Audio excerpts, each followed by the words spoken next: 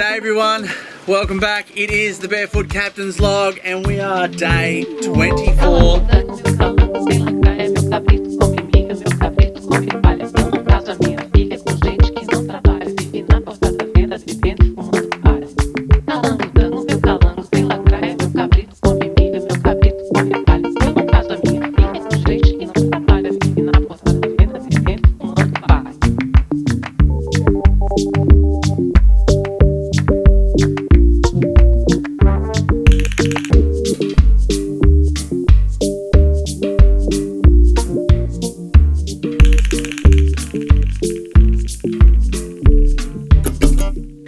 We're still out in the Coral Sea and Ken Reef.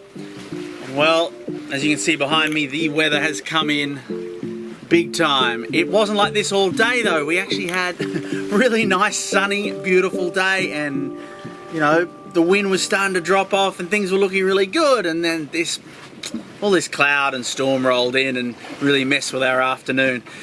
Now, firstly, as always, please send us some comments, subscribe, share. We love hearing from everybody who watches, and please share this far and wide. Thank you so much to Patreon members and help us hugely, help pay my editor Guy, new equipment, everything we do. Big thanks to the Patreon people. And if you are not a Patreon member, please head over there. Now, we started out today, we went man-aboarding. So it almost acts like a fin. Wherever you angle the fin, you will go. Well, like an aeroplane wing. Yeah, it's a planing board. So its technical name is a planing board. What we do, we use it towed behind the dinghy, and a diver holds onto these hot handholds here and can angle the board up and down. So you can push the board down and dive. And being towed by the dinghy means that we cover lots of ground. Because of the way the lagoon is, the reef edge might break a boat into a whole lot of pieces, and then often things can wash into the lagoon, as we found from the keel bolts that we found just over here. And so we used a really old school device that was kind of passed down from my father, something I used to use with him. It's called a manta board. We call it a manta board. It's a bit like you're a manta ray and you're kind of cruising around like this. If you can imagine, you use your fins like rudders and stabilizers, like the back of a plane. Your fins are stabilizers. They're just trailing your fins work. Like a propeller. You won't spin. It's basically a piece of timber. It's got handholds on each side, and we tow it behind the dinghy at a couple of knots, 2-3 knots, and it allows the person on the back to dive down and cruise around a bit like a plane. You end up flying along the ocean floor, around the coral and down through gullies. There's a serious reason we're doing this. We're looking for these shipwrecks. We're looking for a couple of big anchors that are out off the front of the reef, and they'll be in between the bommies somewhere. So as you're having fun, make sure you're looking, searching around, looking for things on the bottom. Straight lines, dark shapes, stuff like that. Now, Guy was the first to jump on. Okay, here we go. And he was cruising through the coral and over sand, and he found some little bits and pieces in the sand, and he wasn't quite sure of a sort of crisscross of straight lines, and that's a classic example. Head back to that edge and go diving. It's like nothing else I've ever seen before. It's amazing. And then I jumped on the man aboard. My turn. I love it.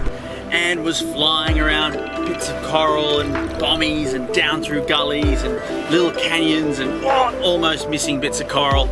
It really feels like flying underwater. It's heaps of fun, and it's really useful for us. It's the way we find our shipwrecks.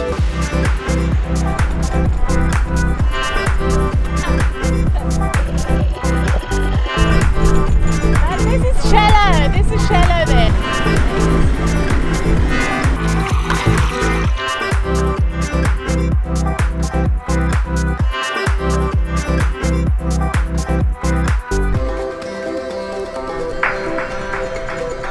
Anyway, after man-aboarding, once the tide was low enough, we wanted to head into the reef top over here.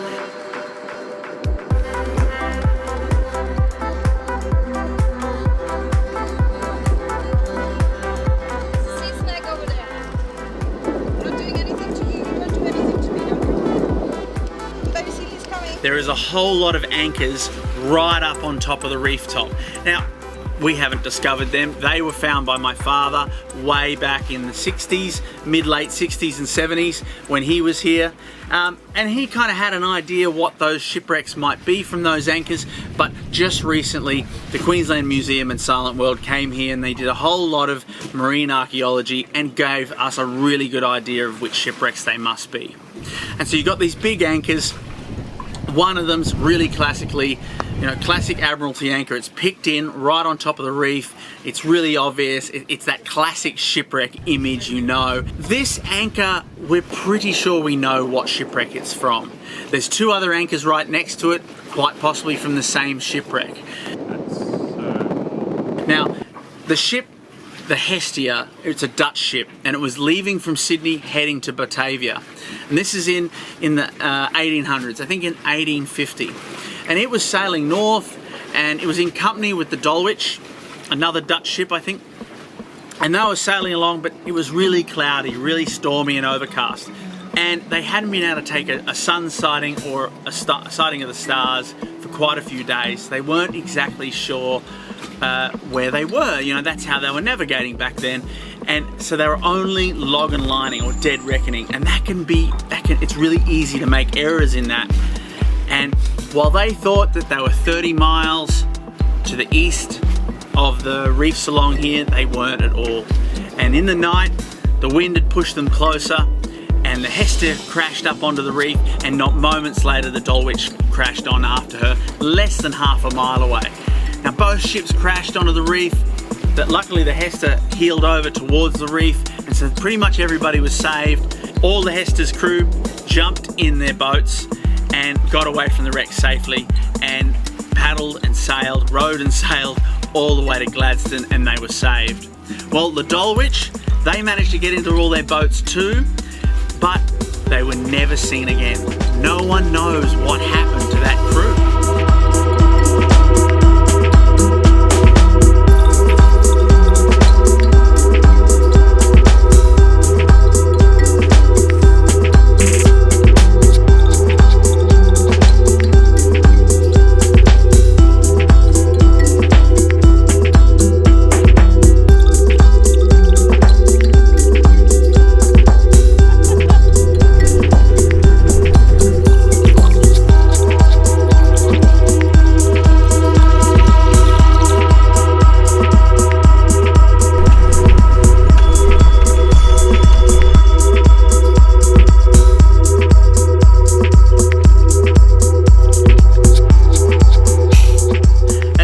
On the boat, it's time for a beer, sit down, relax. There's not really much we can do. The sun's about to set and it's raining, so we're just gonna relax for the afternoon. We'll head over there tomorrow and give it another go. Lots more cool stuff to do tomorrow though. Lots more things to find. If the swell drops just enough, I'm gonna get over the reef edge near that anchor we found, and we might just find out what that shipwreck is. Anyway, hope you're enjoying the Barefoot Captain's log. See you later for another day. Can't wait to talk to you tomorrow and tell you what we get up to out here on the lovely, beautiful and sunny Ken Reef.